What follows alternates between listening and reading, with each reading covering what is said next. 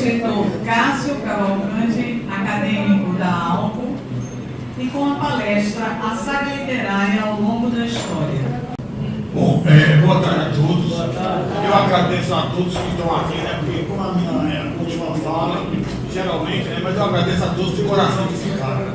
É o seguinte, eu gosto muito dessa minha fala, porque de que ela trata? Ela trata da perseguição que a literatura consegue chamar para ela ao longo do tempo. Porque a literatura traz conhecimento, e todo conhecimento transforma para melhor. Então, como é que a literatura age? É o seguinte, tem uma coisa muito boa de se explicar. O que é compreensão e interpretação, que são duas coisas distintas. Você compreender um texto é você ler um texto e compreendê-lo. E a interpretação é a opinião que você vai formar diante daquela compreensão. Tem essa diferença, compreensão e interpretação. E ao longo da história, a literatura foi muito perseguida justamente por abrir olhos. Porque todos nós escritores temos que ter uma certeza, nós somos formadores de opinião. Muitos intelectuais já mudaram sua vida a partir de um livro. O próprio Alexandre o Grande, que conseguiu arrumar todo mundo para ele, numa época que não tinha internet, não tinha nenhuma tecnologia, ele tinha um livro de cabeceira, que era a Ilíada. Para onde ele ia, ele levava esse livro e durante os intervalos que ele tinha na batalha, na tenda dele, ele lia. Era um livro, ou seja, Alexandre o Grande, que conquistou todo mundo, tinha um livro como referência. Eu achei essa informação maravilhosa. Pode passar, por favor. O poder transformador da literatura. Como eu falei, o escritor é formador de opinião. O escritor materializa pensamentos em palavras que formam ideias e influenciam o coletivo, mudando vidas. Muitos intelectuais tiveram suas vidas transformadas a partir de um livro. Alvo de perseguição. Um regime totalitário, um déspota, ele sempre vai produzir quem faz cultura. Porque assim como a literatura, qualquer tipo de arte se transforma para melhor. Então qualquer ditadura que se instale em qualquer país, os primeiros perseguidos vão ser os artistas. E os escritores vão estar entre eles. Pode passar, por favor. Ó, essa aí eu gosto muito dessa. Dom João VI foi o regente do Brasil, né, que é o pai de Dom Pedro I. Mas a mãe dele, conhecida como Dona Maria a Louca, ela foi a regente antes do Dom João VI. Que o Dom João VI assumiu quando internaram ela. Quando ela era de Portugal, a regente, ela proibia de ter qualquer escola no Brasil. Veja essa história. E quem teimasse em fazer uma escola no Brasil na época dela, era preso, humilhado, e a escola era demolida e o terreno era salgado.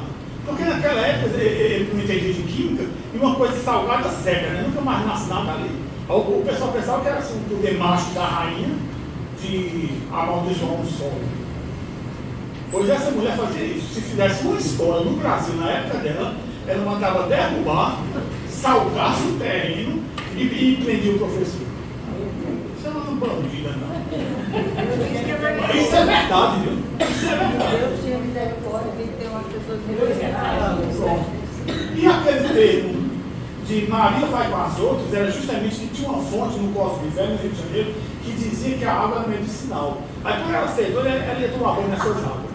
Dizem que até tomava banho nua. Aí tinha aquela dama das cortes que ia com ela. Aí Maria vai com as outras. Vem mesmo. Pronto, pode passar, por favor. Então ela viveu aqui no Brasil, foi? É Portugal, né? Mas quando a família real veio fugindo de Napoleão, ela veio também cair nessa relação. Então vamos lá. A destruição da Casa da Sabedoria.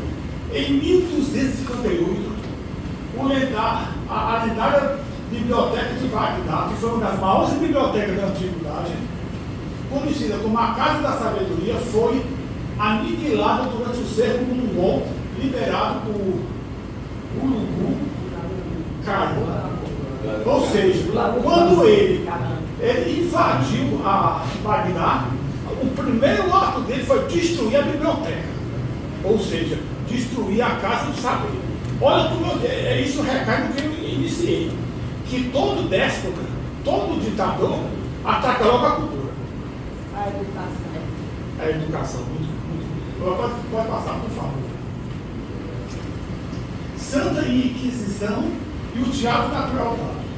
A Igreja Católica, eu sou católico.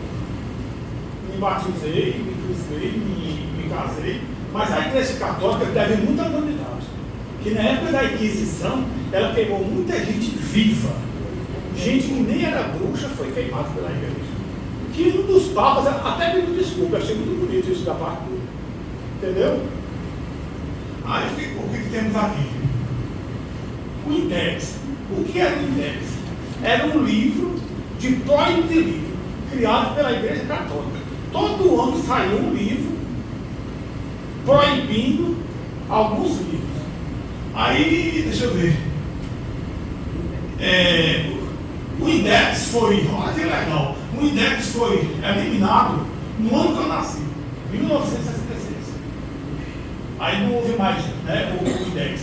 Mas até essa data, todo ano saiu uma relação da Igreja Católica proibindo o livro. Em 1958, a publicação da 32ª edição, com mais de 4.000 publicações. Censurado. Olha, 4.000 publicações. Pode passar, por favor. Obras censuradas pela Inquisição. É muito mais de saber, né? Qual foram esses livros proibidos? Então aqui, Charles Darwin, A Origem das Espécies, Dante, a Divina Comédia, Gustave Flaubert, Madame Bovary. Eu sou fã desse livro. Eu acho que Madame Bovary, de Gustave Flaubert, é uma verdadeira oficina literária.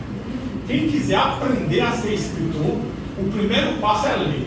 E o segundo passo é ler Madame Bovary, de Gustave Flaubert. Para mim é uma das maiores obras-primas na literatura universal. Galileu Galileu, diálogo entre os principais sistemas do mundo. Charles Darwin, eu já falei, né, que é a origem das espécies, que o homem macaco. A curiosidade é importante. Agora veja bem, Hitler tem um livro, não sei se você sabe disso, né? Um dos piores monstros que já passou pela face da Terra tem um livro. E a Igreja Católica nunca proibiu o livro dele, que é Minha Vida, onde ele conta toda a jornada dele. Pode passar, por favor. A queima nazista de 1933 foi uma das maiores queimas de livros que nós já tivemos na humanidade. Os caminhões saíram da porta de Brandemburgo, que é um portão que tem lá, bem importante. Destino, chegar na Praça da Ópera, destruição, 20.000 livros queimados publicamente. Entendeu? Ou seja, isso foi feito pelo sistema nazista. Né? Essa fogueira entrou para a história como uma das maiores crueldades para a literatura. O que eu quero provar aqui com essa minha fala é o seguinte, que por a literatura ser uma formadora de opinião, pela literatura trazer conhecimento, e todo conhecimento transforma por bem, ela foi perseguida ao longo da história humana. Certo? E eu acho que eu estou conseguindo provar isso com essa minha fala. Pode passar, por favor. Autores que arderam nas chamas. Sigmund Freud, fundador da psicanálise. Kafka, escritor tcheco, é aquele que se transforma numa barata. Karl Marx, esse aí é comunismo puro. Karl Marx, filosofia e é comunista. O Reich, o poeta e escritor alemão. Albert Einstein, com físico teórico e Stefan Bambuzi, escritor austríaco. Esse foi um dos que queimaram na fogueira nazista. Por favor, pode passar. Thomas Mann, a voz solitária da resistência. Ele foi Nobel em 1929, um dos poucos escritores que tomaram posição contra o absurdo nazista. O exílio forçado. Ele se exilou, né? Ele migrou para a Suíça, depois para os Estados Unidos. A Universidade de Bonn caçou seus títulos de doutor honoris causa. Jamais sonhei que no fim da minha vida seria um imigrante despojado da nacionalidade. Ou seja, um homem, por defender a literatura, ele ficou expatriado. Ele não tinha mais uma pátria. Vejam que é uma perseguição cruel em cima da literatura, porque a perseguição não era com ele, não, era com a literatura. Em 1954, Lista Negra proíbe mais de 3.000 obras na Alemanha. A Alemanha nazista, ela era totalmente contra a literatura. Também é um regime. Você lê, você pode passar isso.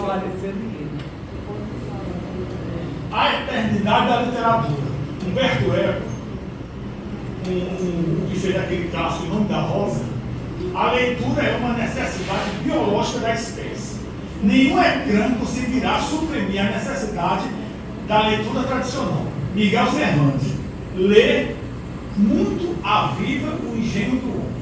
Ou seja, a leitura, não sei se você sabe disso, é provado cientificamente, é a maior exercício para o cérebro. Provavelmente, quem lê muito não vai ter Alzheimer, porque a leitura é o maior exercício para o cérebro. Pode passar, por favor. Isso que eu venho batendo desde o começo, né? A literatura traz conhecimento, e todo conhecimento transforma. Pode passar, por favor. Pronto, esse aqui sou eu, dizendo obrigado para você. E muito obrigado pela atenção de vocês. Aqui toda cadeira dessa, para mim é muito importante. Professor Cássio, e assim, né? Você falou, você esqueceu de falar sobre o incêndio da Biblioteca de Alexandria. Eu conheço a Biblioteca de Alexandria, mas eu não sabia que ela foi incendiada por uma perseguição à literatura. Se você está me passando essa informação, eu vou pesquisar mais a fundo e vou incluir esse exemplo na minha fala. Quantos anos chegaram lá e encontraram aquele monte de livro? Que foi uma das maiores bibliotecas da antiguidade. Aí o cara disse, esse livro aqui contém tudo que está aqui. Você toca a fogo em tudo e deixa só isso. Mas então eu vou pesquisar mais essa tua informação e vou anexar esse dado nessa fala, que é uma fala que eu gosto muito. Professor, e assim, né? Veja só, quando diz aquela. Pode falar, que eu estou trocando ideia com o Paulo. Aquela. O senhor mostrou a fogueira, né? Quer dizer, aquelas pessoas impotentes. Não podia nem alguém dizer, não. E era doido. Não. Se alguém gritasse, eles jogavam dentro da fogueira.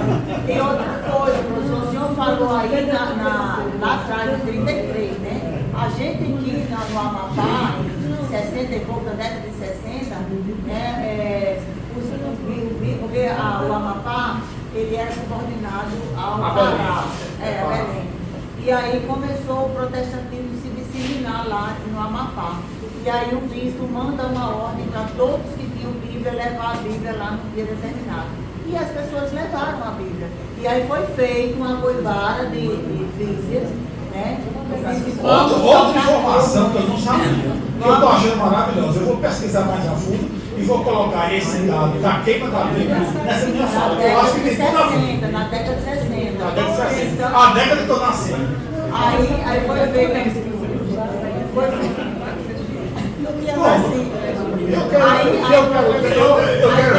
Teve um popular da época que ele não tinha assim muita leitura, não conhecia. Mas como disseram, era comerciante, né? Como disseram a ele que aquele livro, aquela Bíblia de capa preta, era um livro muito importante, ele comprou, ele deu o dinheiro que valia aquele livro, né? E aí quando o bispo chegou mandando queimar, ele disse o dele não vai não, porque ele custou dinheiro. Se o bispo quiser queimar, pois ele compra, deu dinheiro. Aí ele pegou e escondeu. Aí ele foi e escondeu a Bíblia secretamente. E quando foram protestantes, aumentaram mesmo, aí ele disse, eu tenho uma Bíblia. Bom, é o seguinte, eu também quero aqui fazer um agradecimento à Flávia, porque ela me ajudou aqui na casa de máquina aqui. Sem ela, eu não tinha tido todo esse desembaraço. E tenho um dito. É colinha? Muito obrigada, Cássio. Muito obrigada. Eu vou chamar a nossa presidente da Academia de Artes, Letras e Ciências de Olinda para entregar o certificado ao inspetor Cássio.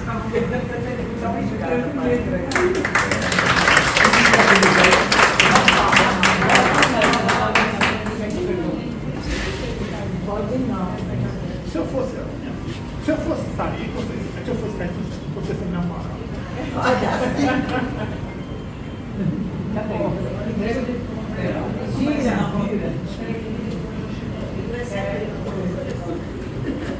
Olha pra cá.